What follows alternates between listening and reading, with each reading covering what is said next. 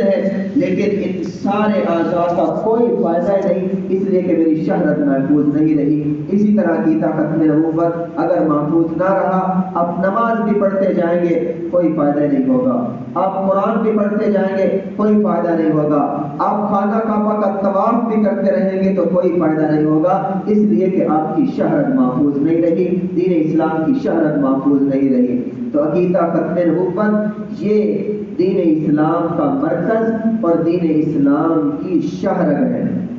اب میں آپ سے سوال کرتا ہوں کہ ختم نبوت کہتے کس کو ہے؟ ہمارا ایمان ہے، ہم کہتے ہیں، نعرے لگاتے ہیں، ختم نبوت پر جان بھی قربان، اولاد بھی قربان، مال بھی قربان، سب کچھ قربان۔ یہ ختم نبوت کس کو کہتے ہیں؟ علماء کرام تو ماشاءاللہ یہاں پر موجود ہے، جانتے ہیں۔ تو باقی آپ سے میرا یہ جو سوال جواب کرنا ہے اس وجہ سے نہیں کہ آپ کو کچھ آتا نہیں، ہم سارے طالب علم ہیں، ہم نے بھی اسی طرح بیٹھ کر یہ کورس سیکھا ہے، اور آج اللہ تعالیٰ نے توفیق دی کہ میں یہ باتیں آپ کے سامنے رکھ سکوں۔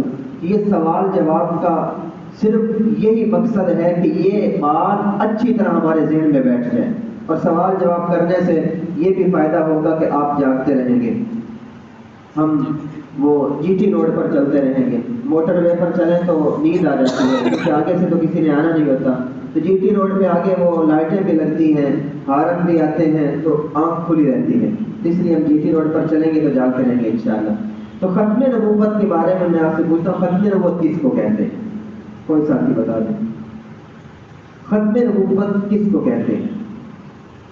آپ صلی اللہ علیہ وسلم اللہ کے آخری نبی، آپ کے بعد کوئی نبی نہیں آئے گا، آپ صلی اللہ علیہ وسلم کے بعد کوئی نبی، یہ ختم نبوت ہے۔ جس کا عقیدہ ہے ہاتھ کھڑا کریں، ماشاءاللہ۔ آپ صلی اللہ علیہ وسلم اللہ کے آخری نبی، آپ کے بعد کوئی نبی نہیں آئے گا۔ آپ نے یہ تعریف کی ہے کہ آپ کے بعد کوئی نبی نہیں آئے گا، جبکہ میں کہتا ہوں کہ نبی آئے گا۔ نبی آئے گا نا؟ نہیں آئے گا؟ آئے گا حضرت، آئیں گے نبی، عیسیٰ علیہ السلام آئیں گے۔ آپ کہتے ہیں کہ نبی نہیں آئیں گے، آپ کہتے ہیں کہ نبی نہیں آئیں گے، میں کہتا ہوں نبی آئے گا۔ وہ حضرت عیسیٰ علیہ السلام ہیں، امتی بن کر آئیں گے، بالکل درست فرمایا۔ حضرت عیسیٰ علیہ السلام جب آئیں گے، اور یہ جو سوال جواب میں آپ سے کر رہا ہوں نا، کسی بھی آپ میرے ذہی کے سامنے بیٹھیں گے، میری کئیوں سے بات ہوئی ہے تو وہ پہلی بات یہی پوچھتے ہیں کہ جو ختم نبوت تم کہتے ہو، ختم نبوت کہتے کس کو ہیں؟ اس پر پھر یہ سوال جواب شروع کر دیتے ہیں۔ اس لیے میں وہ سوال جواب آپ سے کر رہا ہوں تاکہ ہم ان کے سامنے جب بیٹھیں گے تو ہم خاموش نہ ہو بلکہ ان کو خاموش کروائیں گے انشاءاللہ۔ حضرت عیسیٰ علیہ السلام کے بارے میں آپ کہہ رہے ہیں کہ وہ امتی بن کر آئیں گے،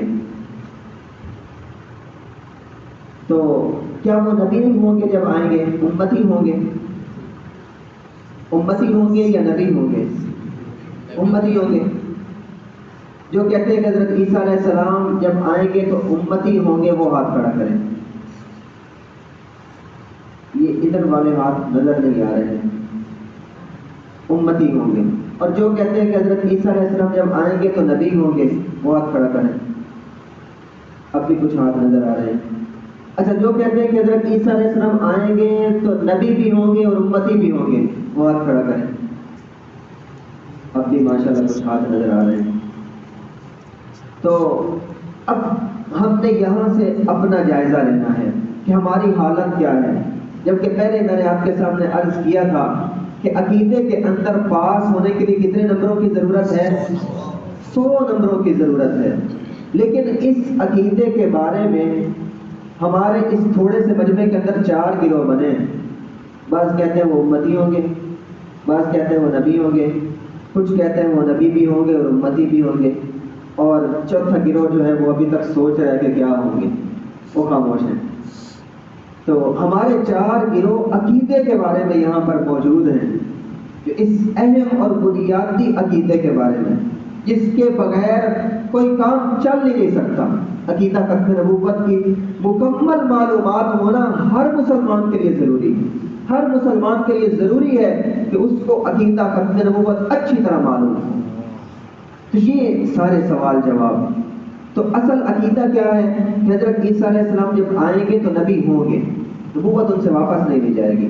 جب ہم ان کے سامنے بیٹھ کر کہتے ہیں کہ وہ امتی ہوں گے تو وہ سوال کرتے ہیں کیا نبوت ان سے واپس لے لی جائے گی؟ ہم کہتے ہیں کہ نہیں یار ایسا تو نہیں ہو سکتا، نبوت اللہ تعالیٰ نے ایک منصب دیا ہے، اللہ تعالیٰ کی شان تو نہیں کہ وہ منصب واپس لے لیں، اللہ تعالیٰ تو وہ منصب واپس نہیں لیتے۔ تو جب ہم کہتے ہیں کہ نہیں وہ نبی ہوں گے، پھر وہ کہے گا کہ نبی تو پھر آپ صلی اللہ علیہ وسلم کے بعد آ رہا ہے، پھر ہم خاموش ہو جاتے ہیں، پھر ہمیں کہنا پڑتا ہے کہ نہیں وہ امتی ہی ہوں گے، وہ کہتے ہیں پھر نبوت واپس لے لیں گے۔ ہم کہتے ہیں کہ وہ نبی بھی ہوں گے اور امتی بھی ہوں گے، پھر وہ سوال کرتا ہے کہ اچھا ایسا ہو سکتا ہے کہ ایک بندہ نبی بھی ہو اور امتی بھی ہو؟ تو اصل عقیدہ ہمارا یہی ہے کہ حضرت عیسیٰ علیہ السلام جو ہیں وہ جب آئیں گے تو نبی ہوں گے، نبوت ان سے واپس نہیں لی جائے گی، لیکن ان کی حیثیت امتی والی ہوگی، وہ امتی کی حیثیت سے آئیں گے۔ باقی رہی یہ بات کہ ایک بندہ نبی بھی ہو اور امتی بھی ہو، ہم کہتے ہیں کہ ایسا ہو سکتا ہے، ایک بندے کے ساتھ ایک وقت میں کئی نسبتیں لگ سکتی ہیں۔ آپ کی شادی ہو گئی؟ نہیں ہوئی؟ اللہ تعالیٰ شادی فرمائے۔ آپ کی ہو گئی، بچے ہیں؟ اچھا آپ اپنے بیٹے کے کیا لگتے ہیں؟ باپ لگتے ہیں۔ اپنے باپ کے کیا لگتے ہیں؟ ابھی تو آپ باپ تھے، ابھی آپ کہنے میں بیٹا ہوں۔ ایسا ہو سکتا ہے؟ ایسا ہو سکتا ہے کہ ایک بندہ ایک وقت میں باپ بھی ہو سکتا ہے، بیٹا بھی ہو سکتا ہے، بھائی بھی ہو سکتا ہے، شوہر بھی ہو سکتا ہے، ایک وقت میں اس کے ساتھ کئی ساری نسبتیں لگ سکتی ہیں۔ اسی طرح ایسا بھی ہو سکتا ہے اب وہ باپ کے لحاظ سے اگر ان کو دیکھیں گے تو وہ بیٹے ہیں، اگر بیٹے کے لحاظ سے دیکھیں گے تو وہ باپ ہیں۔ ایسا ہو سکتا ہے کہ ایک بندہ ایک وقت میں نبی بھی ہو اور امتی بھی ہو۔ اس کی مثالیں بھی ملتی ہیں۔ حضرت ہارون علیہ السلام نبی تھے نا، اللہ تعالیٰ کے نبی تھے، لیکن کون سی کتاب پر ایمان رکھتے تھے؟ تورات پر۔ تورات کس پر نازل ہوئی تھی؟ حضرت موسیٰ علیہ السلام پر، اور حضرت موسیٰ علیہ السلام ان کو نگران بھی بنا کر جاتے ہیں، اور جب واپس آتے ہیں تو امت کی بگڑی ہوئی حالت دیکھ کر ان پر تشدد بھی کرتے ہیں، سختی بھی کرتے ہیں، ان کے بالوں کو پکڑ کر جھنجھوڑتے بھی ہیں۔ تو ایسا کیسے ہو گیا؟ ایسا کیوں ہوتا ہے؟ ایسا اس لیے ہو رہا ہے کہ حضرت ہارون علیہ السلام جہاں اللہ کے نبی تھے وہاں اپنے وقت کے بڑے نبی کے امتی بھی تھے، حضرت موسیٰ علیہ السلام کے امتی بھی تھے۔ تو ایسا ہو سکتا ہے کہ ایک بندہ ایک وقت میں نبی بھی اور امتی بھی ہو۔ حضرت لوط علیہ السلام نبی بھی تھے، لیکن نبی ہونے کے ساتھ ساتھ ابراہیم علیہ السلام کے امتی بھی تھے۔ ایسا ہو سکتا ہے کہ ایک بندہ ایک وقت میں نبی بھی ہو اور امتی بھی، اور ہمارے پیارے آقا صلی اللہ علیہ وسلم تو اس عظمت والے نبی ہیں، اس شان کے نبی ہیں کہ سارے نبی بھی اگر اس وقت دنیا میں تشریف لے آئیں تو وہ امتی ہوں گے ہمارے پیارے آقا صلی اللہ علیہ وسلم کے۔ اور یہ اللہ نے کر کے بھی دکھلا دیا معراج کی رات پر، سارے نبیوں کو بیت المقدس میں جمع فرما کر آپ صلی اللہ علیہ وسلم نے ان کی امامت کروائی، تو اللہ نے ان کو بتایا کہ تم اگرچہ نبی ہو لیکن نبی ہونے کے ساتھ ساتھ میرے آخری پیغمبر کے امتی بھی ہو۔ اور اللہ نے عالم ارواح کے اندر سارے نبیوں سے وعدہ بھی لیا کہ میں تمہیں نبوت دوں گا، حکمت دوں گا، کتاب دوں گا، لیکن بعد میں کیا ہوگا؟ ثم جاءکم رسول مصدق لما معکم لتؤمنن به ولتنصرنہ۔ تو تمہارا کام کیا ہوگا کہ جب میرے آخری پیغمبر آ جائیں تو تم سارے ان پر ایمان لے آنا۔ یہ نبیوں سے اللہ تعالیٰ نے وعدہ کیا۔ تو ہمارے پیارے آقا صلی اللہ علیہ وسلم تو امام الانبیاء ہیں۔ باقی رہی یہ بات کہ حضرت عیسیٰ علیہ السلام جب آئیں گے، جب ان سے نبوت تو واپس نہیں لی جائے گی، یہ بات سمجھ میں آ گئی۔ نبوت واپس نہیں لی جائے گی تو کتاب اور شریعت کیوں واپس لی جائے گی؟ آپ کہتے ہیں کہ وہ شریعت جو ہے شریعت محمدیہ کے مطابق عمل کروائیں گے، قرآن کے مطابق عمل کروائیں گے، اس کی تبلیغ کریں گے۔ ایسا کیوں ہے؟ یہ چیزیں ان سے واپس کیوں لی جائے گی؟ تو اس کا جواب یہ ہے، مثال کے ذریعے میں آپ کے سامنے عرض کرتا ہوں۔ ہمارے ملک پاکستان کے وزیر اعظم صاحب کون ہیں؟ کاکڑ صاحب۔ کاکڑ صاحب اس کے ہمارے وزیر اعظم ہیں۔ تو وہ آرڈر کرتے ہیں کہ پیٹرول کی قیمت بڑھا دو، گھٹا دو، ان کی بات مانی جاتی ہے۔ وہ آرڈر کرتے ہیں بجلی کی قیمت بڑھا دو، گھٹا دو، ان کی بات مانی جاتی ہے۔ اگر یہی کاکڑ صاحب چلے جائیں ترکی میں، سعودی عرب میں چلے جائیں اور وہاں جا کر کہیں کہ بھائی یہ تیل کی قیمت بڑھا دو، ان کی کوئی مانے گا؟ نہیں مانے گا۔ کیوں نہیں مانے گا؟ کیا ان سے وزارت واپس لے لی گئی؟ نہیں، وزیر تو ہیں وہ، تو وہاں ان کی کیوں نہیں کوئی مان رہا؟ اس لیے کہ وہ وزیر اعظم پاکستان کے ہیں، وزیر اعظم ترکی یا سعودی عرب کے نہیں ہیں، اس لیے ان کی بات وہاں نہیں مانی جائے گی، یہاں مانی جائے گی۔ اسی طرح حضرت عیسیٰ علیہ السلام جب آئے تھے تو کس قوم کی طرف نبی بن کر آئے تھے؟ بنی اسرائیل کی طرف۔ اب جب آئیں گے تو آگے ان کی امت نہیں ہوگی، آگے بنی اسرائیل نہیں، وہ کس امت میں تشریف لائیں گے؟ امام الانبیاء صلی اللہ علیہ وسلم کی امت میں جب تشریف لائیں گے تو وہ آپ صلی اللہ علیہ وسلم ہی کی شریعت پر عمل کروائیں گے، آپ صلی اللہ علیہ وسلم ہی کی کتاب پر عمل کروائیں گے۔ تو یہ سارے سوال جواب یہ جو نکلتے ہیں یہ کہاں سے پیدا ہوئے؟ جب ہم نے تعریف کی تھی کہ آپ صلی اللہ علیہ وسلم اللہ کے آخری نبی، آپ کے بعد کوئی نبی نہیں آئے گا، یہاں سے بات چلی کہ نبی تو آئے گا، اس کی پھر کیا حیثیت ہوگی؟ تو یہ سارے سوال جواب اور بھی آگے جاتے ہیں اور بھی یہ سلسلہ آگے بڑھ جاتا ہے، لیکن ہم وہ کون سا ایسا کام کریں کہ جس کی وجہ سے یہ سوالات پیدا ہی نہ ہوں، یہ سوالات وہیں پر رک جائیں؟ تو اس کے لیے ہم ختم نبوت کی تعریف میں الفاظ ایسے استعمال کریں گے کہ جن پر سوال ہی نہ ہو۔ تو وہ الفاظ آپ کے سامنے ہیں۔ آپ صلی اللہ علیہ وسلم اللہ کے آخری نبی ہیں، آپ صلی اللہ علیہ وسلم کے بعد کسی کو نبوت نہیں دی جائے گی۔ یہ الفاظ جب بولیں گے تو اگلا بندہ خاموش ہو جائے گا۔ کیا عیسیٰ علیہ السلام جب آئیں گے تو ان کو نبوت دی جائے گی؟ ان کو تو پہلے سے ہی دی جا چکی ہے۔ اسی طرح دوسری تعریف، آپ صلی اللہ علیہ وسلم اللہ کے آخری نبی، آپ کے بعد کوئی نبی پیدا نہیں ہوگا۔ حضرت عیسیٰ علیہ السلام پیدا ہوں گے؟ نہیں، اب پیدا نہیں ہوں گے، آپ صلی اللہ علیہ وسلم کے بعد پیدا نہیں ہوگی۔ ہم نے کہا کہ آپ کے بعد کوئی نبی پیدا نہیں ہوگا۔ اسی طرح نمبر 3، آپ صلی اللہ علیہ وسلم اللہ کے آخری نبی، آپ کے بعد نبیوں کی تعداد میں اضافہ نہیں ہوگا، نبیوں کی تعداد بڑھے گی نہیں۔ کیا حضرت عیسیٰ علیہ السلام کے آنے سے نبیوں کی تعداد بڑھ جائے گی؟ نہیں۔ یہ 3 نمبر تعریف۔ نمبر 4، آپ صلی اللہ علیہ وسلم اللہ کے آخری نبی، آپ کے بعد کوئی نیا نبی نہیں آئے گا۔ کیا حضرت عیسیٰ علیہ السلام نئے نبی ہوں گے؟ تو یہ 4 طرح کی تعریف آپ یاد کر کے جائیں، اور یہ ہمیں کتابوں سے تعریفیں ملتی ہیں۔ علامہ زمخشری رحمہ اللہ تعالیٰ نے یہ تعریف اپنی کتاب تفسیر کشاف کے اندر لکھی ہے، اور تفسیر کشاف وہ کتاب ہے جس کو ہمارا مد مقابل جو فتنہ ہے، جس کے خلاف ہم یہ کورس کر رہے ہیں، وہ بھی مانتے ہیں، اور مرزا قادیانی ان کو مجدد بھی کہتا ہے، اور کہتا ہے کہ تفسیر کشاف بہترین کتاب ہے۔ ہم اس کتاب کا حوالہ دے کر یہ تعریفیں ان کے سامنے پیش کرتے ہیں۔ نمبر 1، آپ صلی اللہ علیہ وسلم اللہ کے آخری نبی، آپ کے بعد کسی کو نبوت نہیں دی جائے گی۔ نمبر 2، آپ صلی اللہ علیہ وسلم اللہ کے آخری نبی، آپ کے بعد کوئی نبی پیدا نہیں ہوگا۔ نمبر 3، آپ صلی اللہ علیہ وسلم اللہ کے آخری نبی، آپ کے بعد نبیوں کی تعداد میں اضافہ نہیں ہوگا۔ نمبر 4، آپ صلی اللہ علیہ وسلم اللہ کے آخری نبی، آپ کے بعد کوئی نیا نبی نہیں آئے گا۔ یہ تعریفیں آپ خود بھی یاد کریں، اپنے گھر والوں کو یاد کروائیں، بچوں کو یاد کروائیں، اپنے سکولوں میں یاد کروائیں، طلباء کو یاد کروائیں، ہر بندے کے سامنے ختم نبوت کا تذکرہ کریں اور تحفظ ختم نبوت میں اپنا نام لکھوائیں۔ یہ وہی سوال جواب جو میں نے پہلے آپ کے سامنے رکھ دیا، علامہ زمخشری کی کتاب کا حوالہ بھی۔ حضرت عیسیٰ علیہ السلام کی بات چلی تھی، قادیانی فتنہ جس کے لیے ہم یہ کورس کر رہے ہیں، جس فتنے کے ساتھ مقابلے کے لیے، تو ان کا عقیدہ کیا ہے حضرت عیسیٰ علیہ السلام کے بارے میں؟ ان کا عقیدہ یہ ہے کہ یہودی جو تھے وہ حضرت عیسیٰ علیہ السلام کو پکڑنے کے لیے گئے، انہوں نے پکڑ لیا اور پکڑ کر نعوذ باللہ تذلیل کی اور سولی پر لٹکایا۔ جب وہ سولی پر تھے اللہ نے ایک آندھی چلا دی، وہ مٹی جو ہے وہ سارے لوگوں کی آنکھوں میں پڑ گئی، سارے لوگ اندھے ہو گئے۔ حضرت عیسیٰ علیہ السلام سولی سے اترے اور وہاں سے وہ چلے گئے اور چلتے چلتے کشمیر آ گئے۔ کشمیر کے شہر سری نگر کے اندر رہے اور 87 سال اپنی زندگی کے یہاں انہوں نے گزارے، اور خان یار ایک محلہ ہے وہاں پر ان کی قبر بنی، اور 120 سال کی عمر میں ان کا انتقال ہوا، اور آج بھی ان کی قبر موجود ہے۔ یہ قادیانیوں کا عقیدہ ہے۔ اب انہوں نے یہ کہانی کیوں گڑھی؟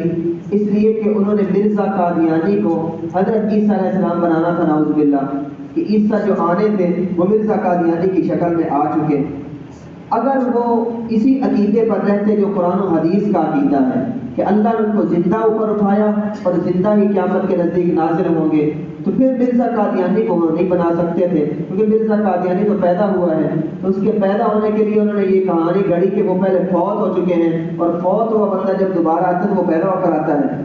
یہ ہندوؤں کا عقیدہ بھی ان کے اندر آ گیا، 7 جنم والا، نعوذ باللہ۔ تو یہ مرزائیوں کا عقیدہ ہے۔ ہمارا عقیدہ وہ ہے جو قرآن و حدیث کا عقیدہ ہے کہ یہودی آپ کو ہاتھ بھی نہیں لگا سکے، اللہ نے زندہ ہی آپ کو اوپر اٹھا لیا، آسمانوں میں زندہ ہیں اور زندہ ہی قیامت کے نزدیک نازل ہوں گے۔ تو ہمارا عقیدہ قرآن کی اس آیت سے ثابت ہے۔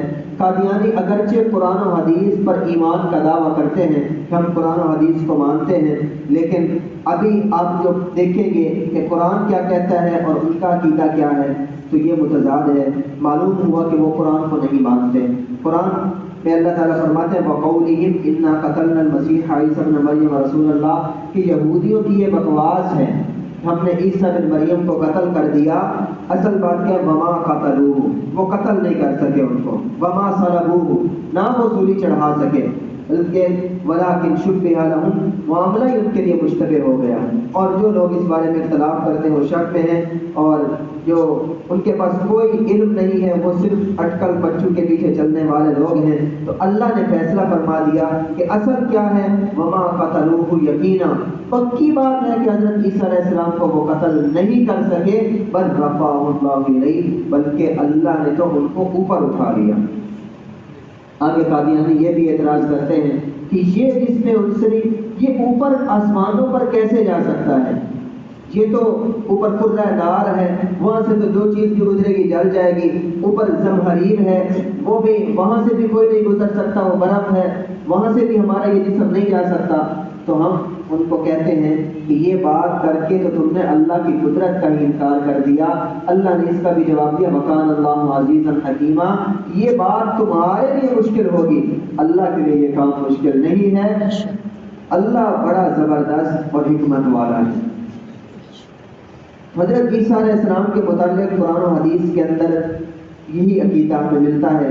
حدیث کے اندر ان کا نزول بھی آپ پڑھ لیں، آپ نے فرمایا نبی مکرم صلی اللہ تعالی علیہ وسلم نے کیف انتم اذا نزل ابن مریم من السماء فیکم وامامکم منکم، کہ تمہاری خوشی کا اس وقت کیا عالم ہوگا جب عیسیٰ بن مریم تمہارے اندر نازل ہوں گے، نزول فرمائیں گے، آسمانوں سے آئیں گے، پیدا نہیں ہوں گے بلکہ آسمانوں سے نازل ہوں گے، اور اس وقت امام تمہیں میں سے ہوگا۔ اور اس بارے میں امت کا اجماع بھی ہے، پوری امت کے علماء اس بات پر متفق ہیں کہ حضرت عیسیٰ علیہ السلام زندہ اٹھائے گئے، زندہ اوپر موجود ہیں، اور اسی زندگی کی حالت میں قیامت کے نزدیک نازل ہوں گے، اور کیا کام کریں گے، فَيَقْتُلُ الْخِنْزِيرَ، خنزیر کو قتل کریں گے، وَيَكْسِرُ الصَّلِيبَ، صلیب کو توڑیں گے، وَيَقْتُلُ الدَّجَّالَ، دجال کو قتل کریں گے، عدل و انصاف کو عام کریں گے، اور ان کے ذریعے ملت محمدیہ تمام ملتوں پر غالب آ جائے گی۔ اب آتے ہیں اپنے اصل عنوان اور عقیدہ کی طرف۔ عقیدہ ختم نبوت کتنا اہم عقیدہ ہے، کتنا بڑا عقیدہ ہے۔ علامہ ابن نجیم رحمہ اللہ تعالیٰ کا ایک فتویٰ آپ کے سامنے ہے، انہوں نے فرمایا اذا لم یعرف ان محمد صلی اللہ علیہ وسلم آخر الانبیاء فلیس بمسلم لانہ من الضروریات، فرمایا کہ جو بندہ اس بات کو نہیں جانتا اور پہچانتا کہ آپ صلی اللہ علیہ وسلم اللہ کے آخری نبی ہیں، وہ ابھی تک مسلمان نہیں ہوا، وہ مسلمان نہیں ہے، اس لیے کہ آپ کو آخری نبی ماننا یہ دین کی ضروریات میں سے ہے۔ رات کو ہی ہمارے ایک ساتھی بتا رہے تھے ادھر ہی حسن آباد کے اندر کہ ہم 4 ماہ کی جماعت میں چل رہے تھے، ہماری تشکیل تھی ایک علاقے میں، تو وہاں سے ایک بندے سے ہم نے پوچھا کہ ہمارے نبی کا کیا نام ہے، تو اس نے کہا نعوذ باللہ قائد اعظم۔ تو یہ حالت ہے۔ اب وہ بندہ جو اپنے آپ کو مسلمان کہلواتا ہے، جو حضور نبی پاک صلی اللہ علیہ وسلم کا اتنا تعارف نہیں رکھتا، وہ اتنی بات یہ بات کیسے جانتا ہوگا کہ آپ اللہ کے آخری نبی ہیں؟ جو حضور کو جانتا بھی ہو بس یہ نہ پتا ہو کہ آپ اللہ کے آخری نبی ہیں، فرمایا یہ بھی ابھی تک مسلمان نہیں ہوا۔ اس کو چاہیے کہ اس عقیدے پر آئے کہ آپ صلی اللہ علیہ وسلم اللہ کے آخری نبی ہیں، پھر مسلمان ہوگا۔ امام اعظم ابو حنیفہ رحمۃ اللہ علیہ کا فتویٰ آب زر سے لکھنے کے قابل ہے۔ آپ سے ایک بندے نے سوال کیا کہ کسی نے نبوت کا اگر جھوٹا دعویٰ کر دیا، دوسرے لوگ جا کر اس سے پوچھتے ہیں تیرے پاس کیا دلیل ہے کہ تو نبی ہے، تیرے پاس کیا علامت ہے کہ تو نبی ہے؟ امام اعظم ابو حنیفہ رحمۃ اللہ علیہ نے فرمایا من طلب منہ علامتا فقد کفر لقولہ علیہ السلام لا نبی بعدی، کہ جس نے شک کی بنیاد پر اس بندے سے صرف سوال کیا کہ تیرے پاس علامت اور دلیل کیا ہے نبی ہونے کی، فرمایا یہ علامت اور دلیل طلب کرنے والا بندہ کافر ہو گیا، کہ کفر میں چلا گیا، اس لیے کہ اس کو شک آ گیا۔ اگر اس کو شک نہ ہوتا تو اس کو دلیل کی ضرورت کیا تھی، اس کو علامت کی ضرورت کیا ہے؟ جب آپ صلی اللہ علیہ وسلم نے فرما دیا کہ میرے بعد کسی کو نبوت نہیں دی جائے گی تو نہیں دی جائے گی، مجھے کسی علامت اور دلیل کی ضرورت نہیں ہے، جتنے لوگ مرضی اسے مانتے رہیں، مجھے کسی دلیل اور علامت کی ضرورت نہیں ہے۔ اس لیے اس عقیدے کے اندر تھوڑا سا بھی شک بھی آ گیا تو بندہ ایمان سے ہاتھ دھو بیٹھے گا۔ اس پر کئی سارے واقعات بھی ہیں جو ذہن میں آ رہے ہیں سنانے کے لیے، لیکن وقت ہمارے پاس کم ہے، ہم یہ اپنا سیشن جلدی پورا کرتے ہیں انشاءاللہ۔ تو ختم نبوت کا عقیدہ اتنا اہم عقیدہ ہے کہ اللہ نے قرآن کریم کی 100 آیات کے اندر اس عقیدے کو بیان فرمایا، اور نبی پاک صلی اللہ علیہ وسلم نے 210 احادیث کے اندر اس عقیدے کو بیان فرمایا۔ ایک مرتبہ ہی اللہ تعالیٰ فرما دیتے تو کیا ہمارے لیے یہ کافی نہیں تھا؟ کافی تھا، لیکن اہمیت کو بتانے کے لیے اللہ نے 100 مرتبہ فرمایا۔ آپ صلی اللہ علیہ وسلم ایک مرتبہ ہی فرما دیتے تو ہمارے لیے کافی تھا، لیکن اہمیت بتانے کے لیے آپ نے 210 حدیثوں کے اندر عقیدہ ختم نبوت کو بیان فرمایا ہے۔ ایک آیت آپ کے سامنے ہے، ما کان محمد ابا احد من رجالکم ولکن رسول اللہ وخاتم النبیین وکان اللہ بکل شیء علیما۔ ترجمہ آپ کے سامنے ہے کہ محمد صلی اللہ علیہ وسلم تم مردوں میں سے کسی کے باپ نہیں ہیں، لیکن وہ اللہ کے رسول ہیں، تمام نبیوں میں سے آخری نبی ہیں، اور اللہ ہر بات کو خوب جاننے والا ہے۔ اب یہ آیت کب نازل ہوئی؟ کیا اس کا پس منظر شان نزول ہے؟ آپ صلی اللہ علیہ وسلم کے منہ بولے بیٹے تھے حضرت زید بن حارثہ رضی اللہ تعالیٰ عنہ، ان کا نکاح ہو گیا حضرت زینب رضی اللہ تعالیٰ عنہ سے، ان کی آپس میں نہ بن سکی تو طلاق کی نوبت آ گئی، طلاق ہو گئی۔ اب اس وقت لوگوں کا نظریہ اور عقیدہ زمانہ جاہلیت سے جو چل رہا تھا وہ یہ تھا کہ منہ بولا بیٹا بھی حقیقی بیٹوں کی طرح ہوتا ہے، وہ منہ بولے بیٹے کو بھی حقیقی بیٹوں کی طرح سمجھتے تھے کہ جس طرح حقیقی بیٹے کو وراثت میں سے حصہ ملتا ہے منہ بولے بیٹے کو بھی ملے گا، جو رشتے حقیقی بیٹے کے ہیں وہی منہ بولے بیٹے کے بھی۔ تو اللہ تعالیٰ نے اس عقیدے کو، اس غلط گمان کو رد کروانا چاہا، اس کو ختم کرنے کے لیے اپنے محبوب صلی اللہ علیہ وسلم کو حکم دیا کہ آپ اس نظریے کو ختم کریں، آپ لوگوں کی ذہن سازی کریں، اور صرف کہہ کر نہیں بلکہ اس کے خلاف عمل کر کے دکھائیں۔ اس لیے جس کو آپ کے منہ بولے بیٹے حضرت زید بن حارثہ نے طلاق دی ہے، اسی زینب رضی اللہ تعالیٰ عنہ سے آپ نکاح کر لیں۔ آپ صلی اللہ علیہ وسلم نے جب ان سے نکاح کیا تو چیخ گوئیاں ہونے لگی، باتیں ہونے لگی کہ دیکھو محمد نے اپنے بیٹے کی بیوی سے نعوذ باللہ نکاح کر لیا، اپنی بہو سے نکاح کر لیا۔ تو اللہ تعالیٰ نے یہ آیت نازل فرمائی، ما کان محمد ابا احد من رجالکم، کہ میرے محبوب محمد صلی اللہ علیہ وسلم تم مردوں میں سے کسی کے باپ نہیں ہیں۔ مرد کس کو کہتے ہیں؟ جو بچہ بلوغت کو پہنچ جائے وہ مرد بنتا ہے، چھوٹے سے بچے کو مرد نہیں کہتے۔ آپ صلی اللہ علیہ وسلم کی جو نرینہ اولاد بیٹے ہوئے وہ بچپن میں ہی انتقال کر گئے، اس لیے ان کو مرد نہیں کہہ سکتے، اس لیے اللہ تعالیٰ نے فرمایا کہ تم مردوں میں سے کسی کے باپ نہیں ہیں۔ اب اتنی بات سے ذہن کے اندر ایک سوال پیدا ہو سکتا تھا، وہ سوال کیا کہ جب اللہ فرما رہے ہیں کہ تم مردوں میں سے کسی کے باپ نہیں، تو ہو سکتا ہے یہ نبی بھی نہ ہو، کیونکہ نبی تو اپنی امت کا روحانی باپ ہوتا ہے، نبی تو اپنی امت کا روحانی والد ہوتا ہے۔ جب اللہ نے والد ہونے کی نفی فرما دی تو ہو سکتا ہے نبی بھی نہ ہو۔ اللہ نے اس سوال کو پیدا ہونے سے پہلے ختم فرما دیا، ولیکن رسول اللہ، اگرچہ تم مردوں میں سے کسی کے باپ نہیں، وہ حقیقی باپ نہیں لیکن روحانی والد ہیں تمہارے، وہ اللہ کے سچے رسول ہیں۔ جب اتنی بات کہی تو ذہن کے اندر ایک اور سوال آ سکتا تھا کہ جس طرح پہلے نبی بھی اپنی امت کے روحانی والد ہوا کرتے تھے تو ان کی وراثت نبوت کی صورت میں ان کی امت میں چلتی تھی، ان کی امت میں سے کسی کو نبی بنا دیا جاتا تھا، ان کی اولاد میں سے کسی کو نبی بنا دیا جاتا تھا کہ ان کی وہ جو وراثت تھی وہ نبوت کی صورت میں آگے چلتی تھی۔ تو ہو سکتا ہے کہ جب یہ اللہ کے رسول ہیں، یہ روحانی والد ہیں، تو ان کی بھی نبوت وراثت کی صورت میں آگے چلے گی۔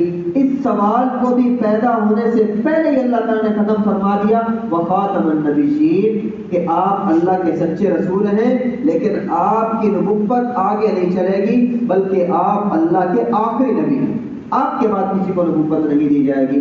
اس پر ایک اور سوال ذہن میں آ سکتا تھا کہ جب آپ کے بعد کوئی نبی نہیں، پہلے اگر اللہ کا دین مٹنے لگتا تھا تو نبی آ جاتے تھے، وہ دوبارہ اللہ کے احکامات کو لوگوں تک پہنچاتے تھے۔ جب کوئی دین مٹنے لگتا وہ دوبارہ نبی اللہ تعالیٰ بھیج دیا کرتے تھے۔ تو اب جب یہ آخری نبی ہیں تو ان کے دین کی حفاظت کون کرے گا، اس کو آگے کون پھیلائے گا، اس کی اشاعت کون کرے گا، اس کا دفاع کون کرے گا؟ تو اللہ نے اس کا بھی جواب دیا وَكَانَ اللَّهُ بِكُلِّ شَيْءٍ عَلِيمًا، تم ٹینشن نہ لو، یہ اللہ کو معلوم ہے، اللہ کو پتہ ہے کہ کیسے اس دین کی اشاعت کرنی ہے، کیسے حفاظت کرنی ہے اور کیسے دفاع کرنا ہے۔ آج بھی اس دین کی اشاعت ہو رہی ہے یا نہیں ہو رہی؟ آج بھی اس دین کا دفاع ہو رہا ہے یا نہیں ہو رہا؟ آج بھی اس دین کا تحفظ ہو رہا ہے یا نہیں ہو رہا؟ تو اللہ تعالیٰ علماء کے ذریعے آج بھی اس دین کی حفاظت بھی فرما رہے ہیں، دفاع بھی کر رہے ہیں اور تحفظ بھی کر رہے ہیں۔ تو اللہ تعالیٰ نے یہ ایک آیت آپ کے سامنے عقیدہ ختم نبوت کے متعلق آ گئی، آپ نے یہ ساری تشریح سنی، اس سے آپ کو معلوم ہوا ہوگا کہ اللہ ختم نبوت کے معاملے میں کتنے حساس ہیں، کہ جو سوال کبھی پیدا ہو سکتا تھا اللہ نے اس کو بھی ختم فرما دیا کہ کہیں میرے محبوب پیغمبر صلی اللہ علیہ وسلم کے بارے میں یہ سوال پیدا ہی نہ ہو۔ اللہ نے اتنے اچھے انداز سے اس آیت کے اندر عقیدہ ختم نبوت کو بیان فرمایا۔ اب یہ آیت ہر ساتھی زبانی یاد بھی کرے، اس کا ترجمہ، اس کی تشریح اور اس کو آگے پھیلائے انشاءاللہ۔ احادیث میں سے ایک حدیث آپ کے سامنے ہے کہ آپ صلی اللہ علیہ وسلم نے حجۃ الوداع کے موقع پر فرمایا کہ لوگوں کان کھول کر سن لو، اے لوگوں ایھا الناس انہ لا نبی بعدی، میرے بعد کوئی نبی نہیں، ولا امت بعدکم، اور نہ تمہارے بعد کوئی امت ہے۔ اس کو بھی یاد رکھیں۔ اگر آپ وہ ختم نبوت کی تمام آیات اور تمام احادیث پڑھنا چاہیں جن کے اندر اللہ نے ختم نبوت کو بیان فرمایا ہے تو آپ حضرت مولانا مفتی محمد شفیع صاحب رحمہ اللہ تعالیٰ کی یہ کتاب خریدیں، اس کے اندر وہ ساری آیات اور ساری احادیث موجود ہیں جن میں اللہ تعالیٰ نے اس عقیدے کو بیان فرمایا ہے ختم نبوت کامل کے نام سے۔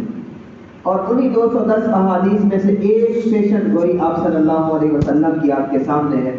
آپ نے کیا فرمایا؟ انہ سیکون فی امتی ثلاثون کذابون کلہم یزعم انہ نبی وانا خاتم النبیین لا نبی بعدی، کہ ان قریب میری امت میں 30 جھوٹے آئیں گے، 30 کذاب آئیں گے، اور ان میں سے ہر ایک یہ دعویٰ کرے گا کہ وہ اللہ کا نبی ہے، لیکن تم یاد رکھنا، کان کھول کر سن لو، میں ہی اللہ کا آخری نبی ہوں، میرے بعد کسی کو نبوت نہیں دی جائے گی۔ اب یہ 30 جھوٹوں کا سلسلہ آپ صلی اللہ علیہ وسلم کے دور سے شروع ہو گیا۔ سب سے پہلے نبوت کا جھوٹا دعویٰ جس نے کیا اس کو اسود انسی کہتے ہیں۔ اسود انسی نے نبوت کا جھوٹا دعویٰ کیا یمن میں کے اندر رہتے ہوئے۔ آپ صلی اللہ علیہ وسلم نے صحابہ کی تشکیل کی کہ اے صحابہ، تم میں سے کون ہے جو اسود انسی سے میرا بدلہ لے اور اس نبوت کے جھوٹے دعوے دار کو قتل کرے۔ حضرت فیروز دہلوی رضی اللہ تعالیٰ مدینہ سے یمن پہنچے اور اس کو جا کر قتل کیا۔ سفر طویل تھا، سفر لمبا تھا، انہوں نے اپنے ایک خادم کو گھوڑا دے کر بھیجا کہ تیز ترین گھوڑا لو اور جاؤ حضور نبی پاک صلی اللہ علیہ وسلم تک پیغام جا کر پہنچاؤ، آپ کو بتاؤ کہ میں نے آپ کے دشمن کو جھوٹے مدعی نبوت کو قتل کر دیا۔ لیکن تقریباً 1800 کلومیٹر کا فاصلہ تھا، 1800 کلومیٹر کا سفر تھا۔ جب وہ گھوڑے والے مدینہ میں پہنچے تھے تو حضور نبی پاک صلی اللہ علیہ وسلم کا وصال ہو چکا تھا۔ تو اللہ تعالیٰ نے نبی پاک صلی اللہ علیہ وسلم کو خبر دینے کے لیے پہلے جبریل امین کو بھیج دیا تھا جو ہی ادھر سے فیروز دہلوی نے قتل کیا، اللہ نے جبریل امین کو بھیج دیا کہ جاؤ میرے محبوب پیغمبر صلی اللہ علیہ وسلم کو یہ خوشخبری جلدی ملنی چاہیے۔ آپ صلی اللہ علیہ وسلم کو جب خوشخبری ملی، آپ صحابہ کے اندر تشریف لائے اور آ کر فرمایا کہ صحابہ فاز فیروز، فیروز کامیاب ہو گیا، فیروز کامیابی کو پا گیا، اس لیے کہ اس نے میرے دشمن اسود انسی کو قتل کر دیا۔ یاد رکھیں آج بھی نبی پاک صلی اللہ علیہ وسلم کے وہ الفاظ قیامت تک آنے والے اس امتی کے لیے ہیں جو بھی ختم نبوت کا تحفظ کرے گا۔ آپ صلی اللہ علیہ وسلم اس کے بارے میں بھی یہی فرماتے کہ وہ کامیاب ہے۔ یہ بالخصوص حضرت فیروز دہلوی رضی اللہ تعالیٰ کے لیے یہ الفاظ تھے، لیکن بالعموم ساری امت کے لیے جو بھی ختم نبوت کا تحفظ کرے گا۔ تو ہم بھی کامیاب ہونا چاہتے ہیں تو حضور کی ختم نبوت کا تحفظ کریں۔ دوسرے نمبر پر جس نے نبوت کا جھوٹا دعویٰ کیا اس کا نام مسیلمہ کذاب ہے۔ مسیلمہ کذاب یہ یمامہ کا رہنے والا تھا۔ حضور نبی پاک صلی اللہ علیہ وسلم کے دور میں ہی بعض روایات کے اندر آتا ہے کہ آپ نے اس سے ملاقات بھی کی، اور ملاقات جس وقت آپ کر رہے تھے اس نے ایک خط آپ کے سامنے پیش کیا۔ آپ صلی اللہ علیہ وسلم نے وہ خط پڑھا۔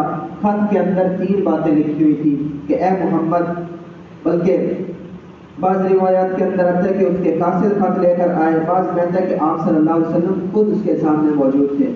تو آپ نے وہ خط پڑھا، اس میں لکھا ہوا تھا من مسیلمہ رسول اللہ الی محمد رسول اللہ، کہ یہ خط جو ہے یہ مسیلمہ جو اللہ کا رسول ہے نعوذ باللہ، یہ محمد جو اللہ کا رسول ہے اس کی طرف یہ خط ہے۔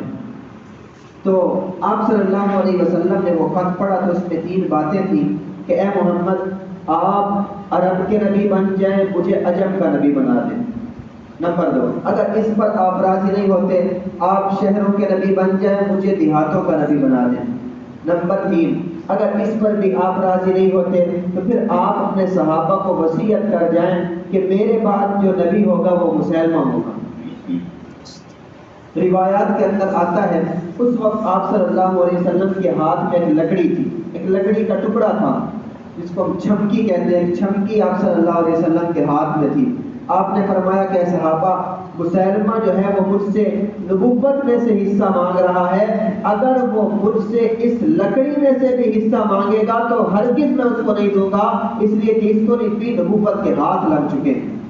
تو آپ صلی اللہ علیہ وسلم ختم نبوت کے معاملے میں اتنے حساس تھے، اور آپ نے فرمایا کہ اگر قاصدوں کا قتل جائز ہوتا تو آج یہ جو قاصد ہیں جو مسیلمہ کے آئے ہیں ان کو میں زندہ نہ جانے دیتا، ان کی میں خود گردن اڑاتا۔ تو مسیلمہ کذاب کی طرف آپ صلی اللہ علیہ وسلم نے ایک مرتبہ صحابہ کی تشکیل کی۔ آپ نے فرمایا کہ صحابہ تم میں سے کون ہے جو مسیلمہ کے پاس جائے اور اس کے عقائد نظریات کا علم لے کر آئے اور اس کا پتہ کر کے آئے، اور میں اس بندے کو جنت کی بشارت دیتا ہوں۔ اب صحابہ بیٹھے ہوئے ہیں، حضرت حبیب بن زید سب سے پیچھے بیٹھے ہیں اور کھجوریں کھا رہے ہیں، تر کھجوریں کھا رہے ہیں۔ جو ہی آپ صلی اللہ علیہ وسلم کا یہ فرمان کان میں پڑا فوراً کھڑے ہو کر کہا یا رسول اللہ میں جاؤں گا۔ اب جب یہ بات کہی تو جو منہ کے اندر کھجوریں تھیں اس کے ٹکڑے اگلے صحابی کے اوپر جا کر پڑے۔ انہوں نے کہا کہ بھائی کھجوریں تو کھا لو پہلے پھر جواب دے دینا۔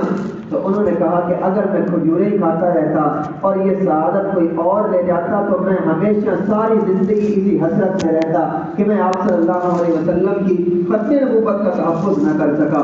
آپ صلی اللہ علیہ وسلم نے ان کو بھیجا، وہ مسیلمہ کذاب کے سامنے جاتے ہیں، سامنے آ کر کھڑے ہو گئے۔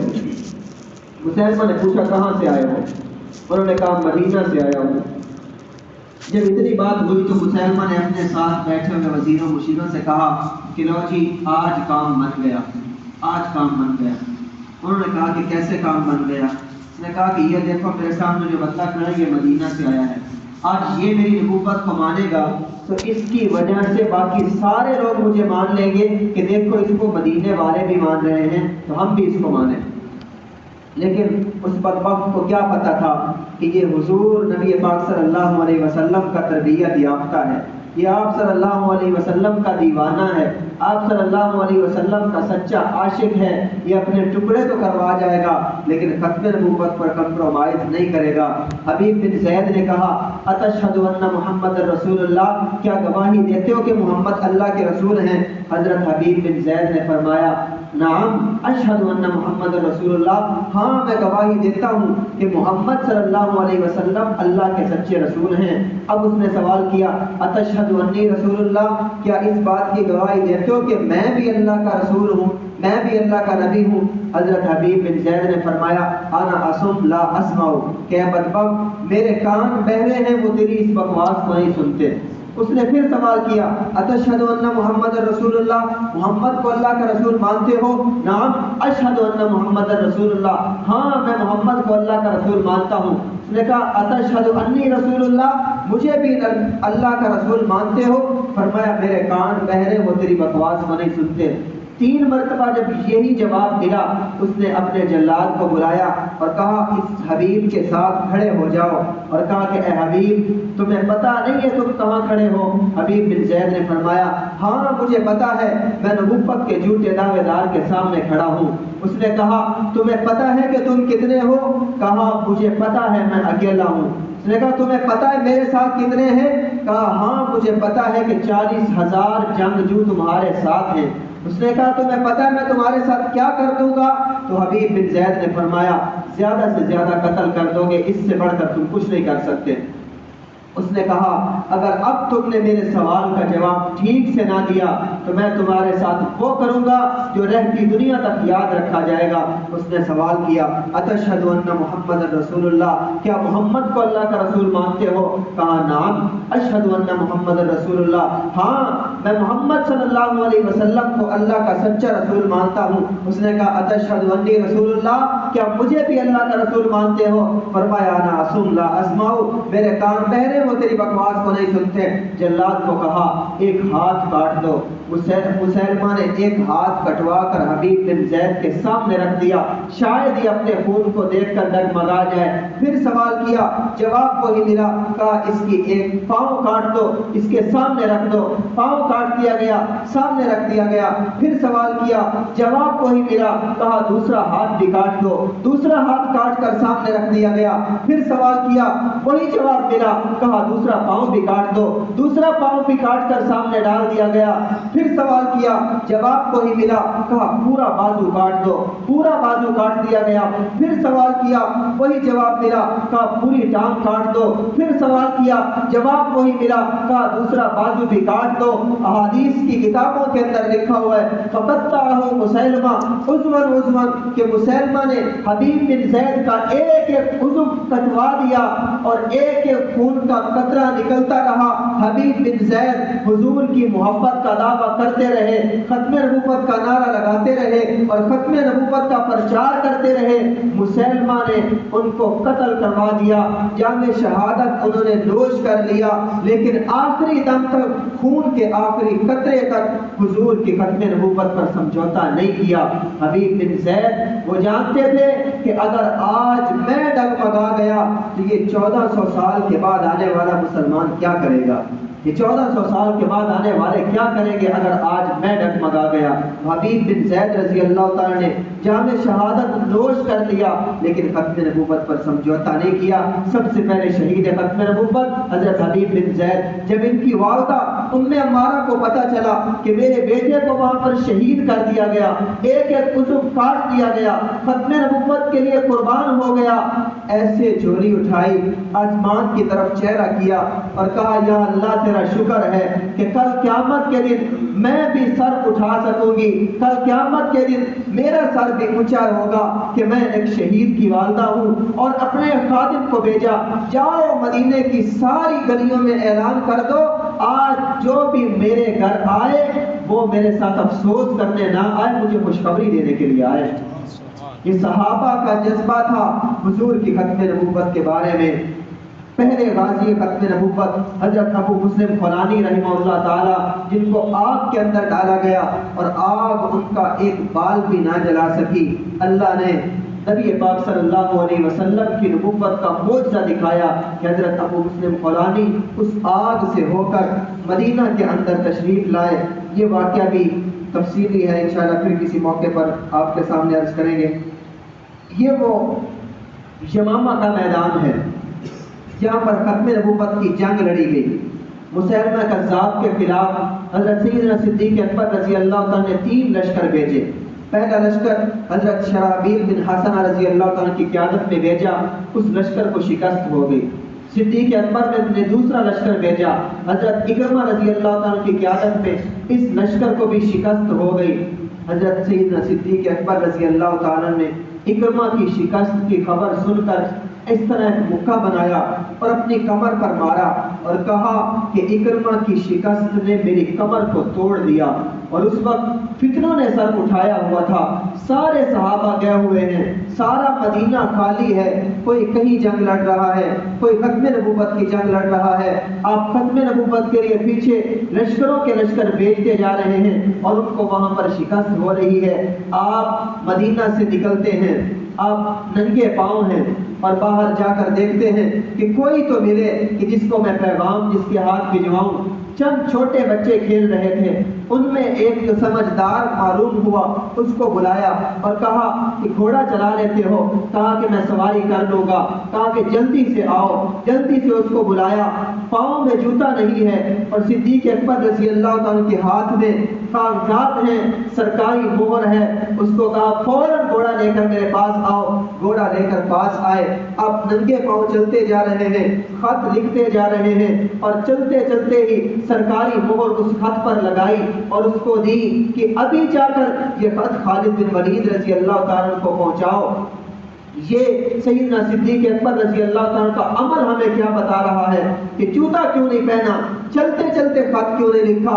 اس لیے کہ وہ جانتے تھے کہ اگر میں بیٹھ گیا، میں نے بیٹھ کر یہ خط لکھنا شروع کر دیا اور اگر تاخیر ہو گئی تو یہ دیر، یہ لیٹ، یہ تاخیر ابو بکر کے کھاتے میں پڑ جائے گی۔ اور حضور صلی اللہ علیہ وسلم نے اگر قیامت کے دن سوال کر دیا کہ میری ختم نبوت کے تحفظ کے بارے میں تھوڑی سی لیٹ بھی کیوں ہوئی تھی، فوراً وہ خط بھیجا۔ وہ نوجوان لے کر خالد بن ولید کے پاس پہنچے۔ خالد بن ولید ایک جگہ پر ایک مارکے کے اندر وہاں پر موجود تھے۔ انہوں نے خط پڑھا، خط کے اندر لکھا ہوا تھا اے خالد لیٹے ہو تو بیٹھ جاؤ، اے خالد بیٹھے ہو تو کھڑے ہو جاؤ، اے خالد کھڑے ہو تو چھلانگ لگا کر گھوڑے پر سوار ہو جاؤ، اپنے سارے لشکر کو لے کر یمامہ میں پہنچو اور حضور نبی پاک صلی اللہ علیہ وسلم کی ختم نبوت کا تحفظ کرو۔ خالد بن ولید وہاں پر پہنچتے ہیں۔ یہ مسلمانوں کا تیسرا لشکر جب اس میدان کے اندر پہنچتا ہے، اللہ تعالیٰ مسلمانوں کو فتح عطا فرماتے ہیں اور مسیلمہ کذاب واصل جہنم ہوتا ہے۔ حضرت وحشی رضی اللہ تعالیٰ عنہ وہ مسیلمہ کی گردن کو کاٹتے ہیں۔ وحشی جنہوں نے حضرت حمزہ رضی اللہ تعالیٰ کو شہید کیا تھا، آپ نے فرمایا اے وحشی تم میرے سامنے نہ آیا کرو، تم جب سامنے آتے ہو تو مجھے اپنے چچا کی یاد آتی ہے۔ وحشی سامنے نہیں آتے تھے، جب حضور کا وصال ہوا تو خبر پر نہیں جاتے تھے کہ میں حضور کی خبر پر کون سا منہ لے کر جاؤں۔ اگر مجھے دیکھ کر حضور کو اپنے چچا یاد آ گئے، آپ کے آنسو نکل گئے تو وحشی کیا جواب دے گا؟ قیامت کے دن وہ اللہ کے سامنے کیسے پیش ہوگا؟ وحشی مانگتے رہتے تھے یا اللہ مجھ سے کوئی ایسا کام کروا کہ میرا پچھلا گناہ دھل جائے۔ وحشی سے اللہ نے کتنا بڑا کام لیا کہ اس میدان کے اندر، یمامہ کے میدان کے اندر جب مسیلمہ گرا، وحشی اپنی تلوار لے کر آگے بڑھے اور اس کی گردن کو کاٹا۔ گردن کو کاٹ کر فوراً مدینہ کے اندر آ کر حضور کی قبر مبارک پر حاضری دی۔ وحشی اس مارکے کی وجہ سے آپ صلی اللہ علیہ وسلم کے روضہ پر آنے کے قابل ہوئے تھے۔ تو یہ جنگ یمامہ ہے، یہ ختم نبوت کے لیے لڑی گئی عظیم جنگ۔ اس سے پہلے اسلام کے لیے جتنی بھی جنگیں لڑی گئی ان کی تعداد 83 ہے۔ ان 83 جنگوں کے اندر جو مسلمان شہید ہوئے ان کی تعداد 259 ہے۔ 259 صحابہ شہید ہوتے ہیں 83 جنگوں میں، اور جو کفار ان 83 جنگوں کے اندر مارے گئے ان کی تعداد 759 ہے۔ لیکن یہ ایک جنگ جو ختم نبوت کے لیے لڑی گئی، اس ایک جنگ کے اندر شہید ہونے والے مسلمانوں کی تعداد 1200 ہے۔ 83 جنگوں کے اندر 259 ایک جنگ کے اندر 1200 مسلمان شہید ہوتے ہیں، اور عام لوگ نہیں، اس میں 700 حفاظ اور فقہاء صحابہ شہید ہوتے ہیں۔ عبداللہ ابن مسعود جیسے اس میں شرکت کرتے ہیں، ابو دجانہ جیسے شیر وہ اس میدان کے اندر شہید ہو جاتے ہیں۔ اتنی بڑی قربانی لگی، 70 بدری صحابہ جن کے بارے میں اللہ تعالیٰ نے مغفرت کا اعلان کر دیا کہ بدری صحابہ بخشے بخشائے ہیں، اس بدر کے میدان میں 14 صحابہ شہید ہوتے ہیں، وہی بدری صحابہ اس میدان میں 70 کی تعداد میں شہید ہوتے ہیں۔ اتنی بڑی جنگ لڑی گئی اور وہ ختم نبوت کے تحفظ کے لیے لڑی گئی۔ اس ایک جنگ کا وہ اجمالی خاکہ آپ کے سامنے جو میں نے پہلے ہی آپ کے سامنے عرض کر دیا کہ 83 جنگوں کے اندر شہداء کی تعداد 259، اس ایک جنگ کے اندر 1200 صحابہ تابعین شہید ہوتے ہیں، اور 83 جنگوں کے اندر 759 کفار مارے جاتے ہیں۔ اس ایک جنگ کے اندر 27,000 کفار مارے گئے، 27,000 مسیل بھی مارے گئے۔ یہ سلسلہ چلتا رہا، 30 جھوٹوں کا سلسلہ چلتا چلاتا یہ ہمارے مسلمہ پنجاب تک آ کر پہنچا۔ مرزا قادیانی نے بھی نبوت کا دعویٰ کیا، اس کا پس منظر کیا ہے؟ WW ہنٹر کی رپورٹ آپ کے سامنے ہے، اس نے یہ رپورٹ لکھی، اس کے اندر کیا انہوں نے کہا کہ بر صغیر کا جائزہ لیا، اور یہاں پر ان کو معلوم ہوا کہ مسلمان انگریز کے ہاتھ اس لیے نہیں آتا کہ مسلمان کے اندر جذبہ جہاد ہے۔ تو انگریزوں نے بیٹھ کر سوچا کون سا ایسا کام کیا جائے کہ مسلمانوں سے یہ جذبہ جہاد ختم کیا جائے۔ انہوں نے سوچا کہ جذبہ جہاد ان کے اندر اس وجہ سے ہے کہ یہ اپنے نبی سے بڑی محبت کرتے ہیں، ان کے نبی جہاد کرتے تھے اس لیے یہ بھی جہاد سے محبت کرتے ہیں۔ تو انہوں نے یہ فیصلہ کیا، یہ ان کا مشورہ ہوا کہ کوئی ایسا آدمی کھڑا کیا جائے جو ان مسلمانوں کو کہے کہ میں تمہارا نبی ہوں، اور وہ ان سے کہے کہ اب جہاد حرام ہے، اب تم جہاد نہیں کر سکتے۔ چنانچہ سیالکوٹ کچہری کے اندر ایک منشی غلام احمد قادیانی، اس کو انہوں نے پکڑا، اس کی آبیاری کی، اس کو مشن سونپا، اور اس مشن کو لے کر مرزا قادیانی آگے بڑھا اور اس نے اپنا کام شروع کر دیا۔ 1880 میں سب سے پہلا اس نے دعویٰ کیا ملہم من اللہ ہونے کا، کہ مجھے اللہ کی طرف سے الہام ہوتا ہے، اللہ مجھ سے باتیں کرتا ہے۔ دوسرا دعویٰ 82 کے اندر کرتا ہے کہ میں مجدد ہوں، میں تمہیں بتاؤں گا کہ سنت کیا ہے اور بدعت کیا ہے، میں تمہیں دین کو نکھار کر تمہارے سامنے پیش کروں گا۔ پھر دعویٰ کرتا ہے میں معمور ہوں، پھر کہتا ہے کہ میں مسیح ہوں، یعنی عیسیٰ علیہ السلام جیسا ہوں۔ پھر 91 کے اندر دعویٰ کرتا ہے کہ میں عیسیٰ علیہ السلام جیسا نہیں بلکہ میں حقیقی مسیح ابن مریم ہوں، وہی عیسیٰ ابن مریم ہوں جنہوں نے قیامت کے نزدیک آنا تھا، وہ میری صورت میں آ گئے۔ 94 کے اندر ساتھ ایک اور دعویٰ بھی ملا لیا کہ میں مسیح کے ساتھ امام مہدی بھی ہوں، جس مہدی نے آنا تھا وہ میری صورت میں آ چکے۔ اسی طرح آگے 98 کے اندر بھی وہ دعویٰ کرتا ہے کہ میں اب امام زمان بن گیا ہوں۔ پھر اسی طرح 1900 کے اندر اس نے دعویٰ کیا کہ میں نبی ہوں، ذلی بروزی نبی ہوں، یعنی آپ صلی اللہ علیہ وسلم کا سایہ ہوں، آپ صلی اللہ علیہ وسلم میری صورت میں دوبارہ ظاہر ہو گئے۔ اور 1901 کے اندر اس نے دعویٰ کیا کہ اب میں مستقل صاحب شریعت نبی ہوں، اور ساتھ یہ بھی دعویٰ کر دیا کہ جو قرآن ہے یہ قرآن ختم ہو گیا اور قرآن پرانا ہو گیا، اللہ تعالیٰ نے دوبارہ محمد رسول اللہ کو اتارا، نازل کیا، اور میری صورت میں وہ قادیان کے اندر آ گئے، اور دوبارہ سارا قرآن میرے اوپر نازل ہوا، اور یہ قرآن اب میں مستقل صاحب شریعت نبی ہوں، میں کتاب والا ہوں، یہ قرآن میرے اوپر نازل ہوا، نعوذ باللہ۔ یہ اس نے دعوے کیے۔ اس کے خلاف تحریکات چلی، مقدمات چلے۔ مقدمہ بہاولپور ایک بہت عظیم اور مسلمانوں کی بڑی فتح ہے، اور بڑا دلچسپ اہم ترین باب ہے، ایک واقعہ ہے جو تاریخ کی کتابوں میں لکھا ہوا ہے اور ہماری سنہری تاریخ کا حصہ ہے۔ اس کو پڑھنا چاہیے۔ اس کو بیان کرنے کے لیے ہمیں ایک علیحدہ عنوان قائم کرنا ہوگا مقدمہ بہاولپور کے عنوان سے، یہ بھی انشاءاللہ یہاں پر کسی موقع پر بیان کیا جائے گا۔ اسی طرح مقدمہ بہاولپور کے اندر مسلمانوں کو فتح ملی۔ اسی طرح پھر تحریک ختم نبوت 1953 چلی، اس کے اندر تقریباً 10,000 نوجوان لاہور مال روڈ پر شہید ہوئے حضرت سید عطا اللہ شاہ بخاری رحمۃ اللہ علیہ کی قیادت میں۔ پھر شاہ صاحب سے لوگوں نے سوالات کیے کہ آپ نے اتنا بڑا نقصان کروا دیا، آپ نے اتنے شہید کروا دیے۔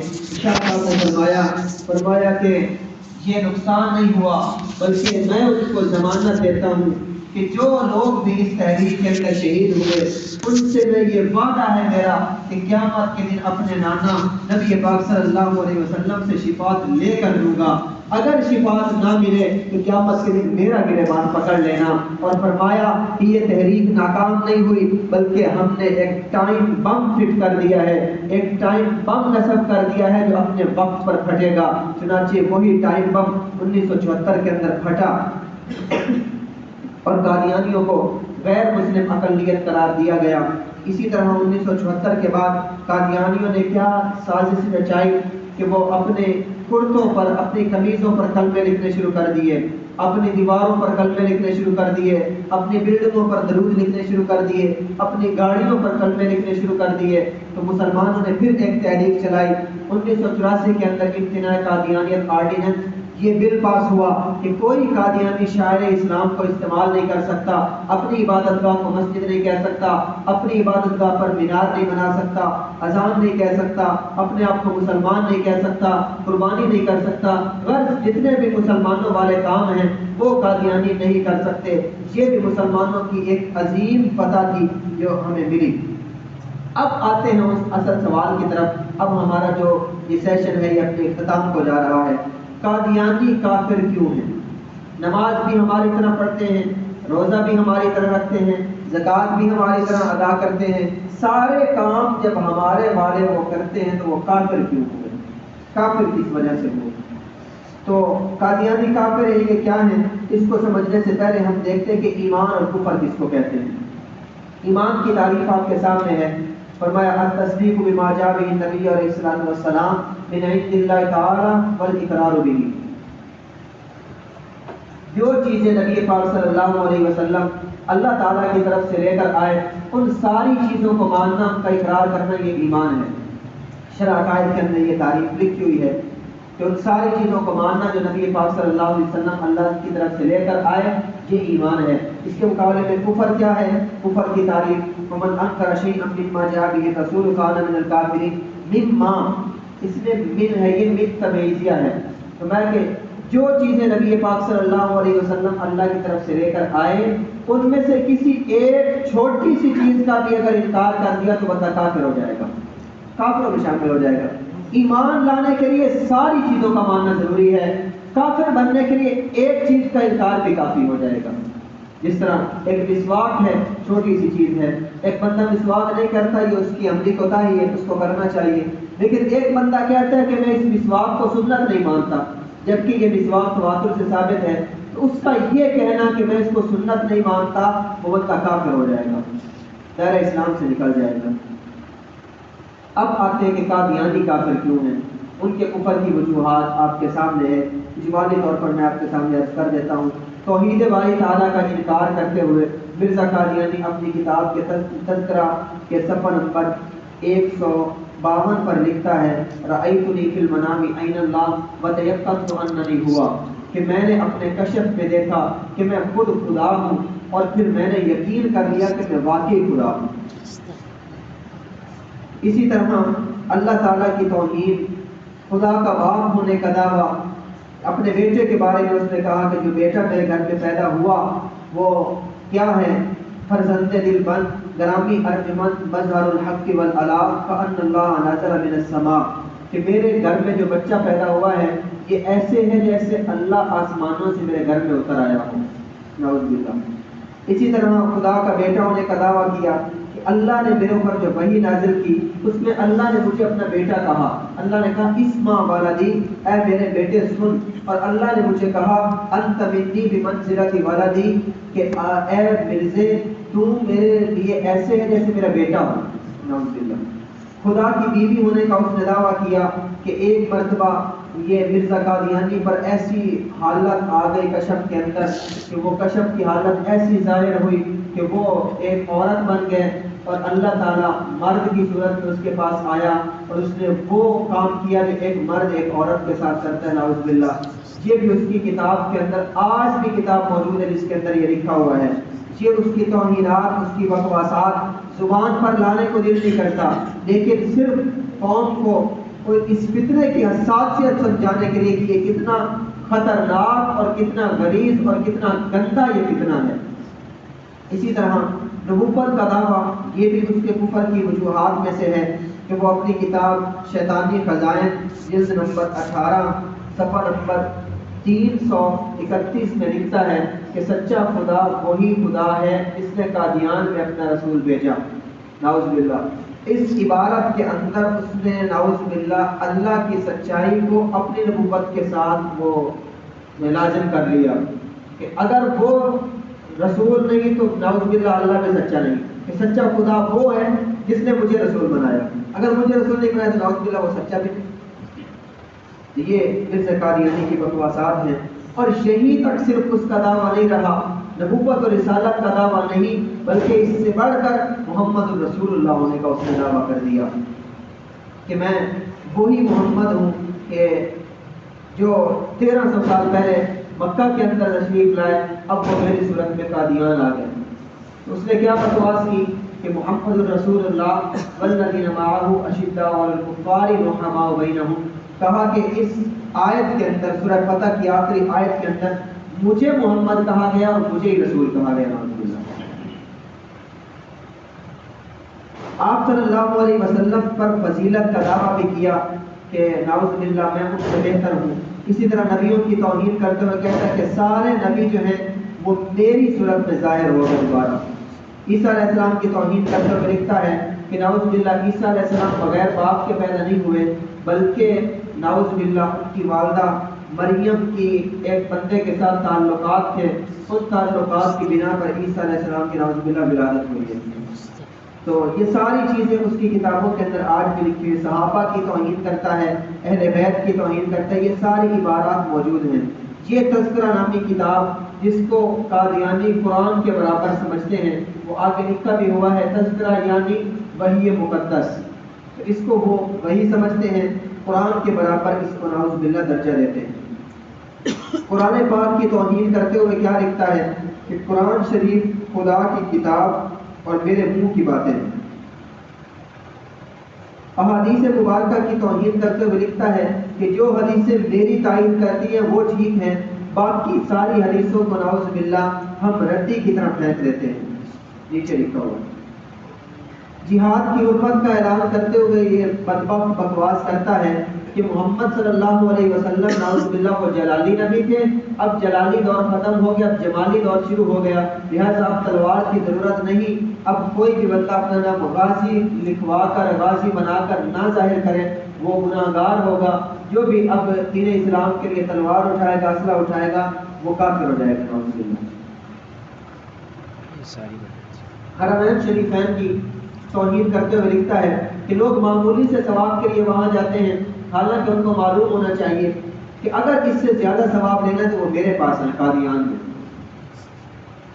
کلمہ طیبہ کی حقیقت ہمارے کچھ ناواقف مسلمان بھائی وہ بھی یہ بات کر جاتے ہیں کہ قادیانی جب سارے کام بھی ہمارے جیسے کرتے ہیں، کلمہ بھی ہمارے والا پڑھتے ہیں، تو پھر وہ کافر کیسے ہوئے؟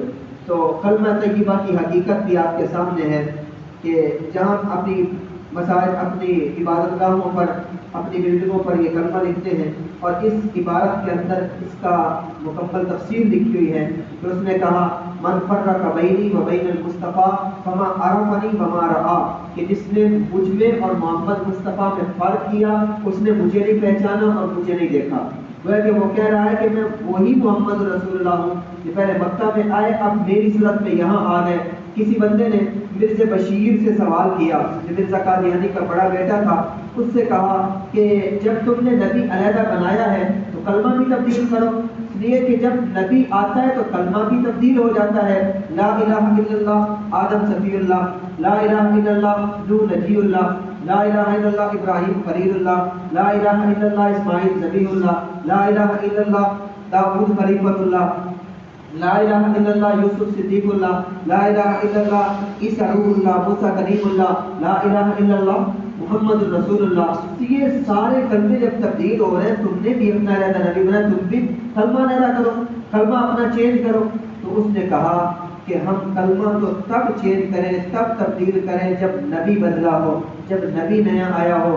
ہمارا تو دعویٰ یہی ہے کہ وہی محمد جو پہلے مکہ میں آئے تھے وہی اب یہاں قادیان میں آ گئے ہیں، اس لیے کلمہ تبدیل کرنے کی ضرورت نہیں، کلمہ ہم وہی پڑھیں گے۔ تو جب بھی کلمے کے اندر وہ محمد رسول اللہ کہتے ہیں تو اس سے مراد وہ اس بدبخت، اس لعین، اس کذاب، اس دجال کو لیتے ہیں، اس قادیان کی گندی ناری کے اس گندے کیڑے کو مراد لیتے ہیں کہ وہ نعوذ باللہ محمد رسول اللہ سے مراد ہے۔ یہ کلمہ طیبہ کی حقیقت آپ کے سامنے آ گئی۔ قادیانی مسلمانوں کو کیا سمجھتے ہیں؟ جب بھی آپ کسی قادیانی سے بات کریں گے تو وہ آپ سے کہے گا کہ یار ہم تو آپ کو مسلمان سمجھتے ہیں، آپ ہمیں مسلمان کیوں نہیں سمجھتے، جبکہ کام ہمارے ایک جیسے ہیں، ہمارے اعمال ایک جیسے ہیں، تو آپ بھی ہمیں مسلمان سمجھو۔ تو آپ اس کو کہیں کہ بھائی تم ہمیں مسلمان کیوں سمجھتے ہو، تم کیسے ہمیں مسلمان سمجھتے ہو؟ ہم عیسائیوں کو مسلمان نہیں سمجھتے، یہودیوں کو مسلمان نہیں سمجھتے، جبکہ وہ موسیٰ علیہ السلام پر ایمان رکھتے ہیں، وہ عیسیٰ علیہ السلام پر ایمان نہیں رکھتے۔ جب ہمارے نبی حضرت محمد صلی اللہ علیہ وسلم کو وہ نہیں مانتے تو وہ مسلمان نہیں کہتے۔ تو اسی طرح جب ہم تم جس کو نبی مانتے اس کا انکار کرتے ہیں، بلکہ اس کو گالیاں دیتے ہیں اور اس پر لعنتیں بھیجتے ہیں، تم ہمیں مسلمان کیوں سمجھ رہے ہو، کیوں ہمارے اتنے خیر خواہ بن رہے ہو؟ یہ صرف امت کو برگلانے کے لیے، امت کو گمراہ کرنے کے لیے جتنا بولتے کہ ہم تو مسلمان سمجھتے ہیں، ہمیں بھائی مسلمان کیوں سمجھتے ہو آپ لوگ؟ اور ان کی کتابوں کے اندر ہمارے بارے میں کیا لکھا ہوا ہے؟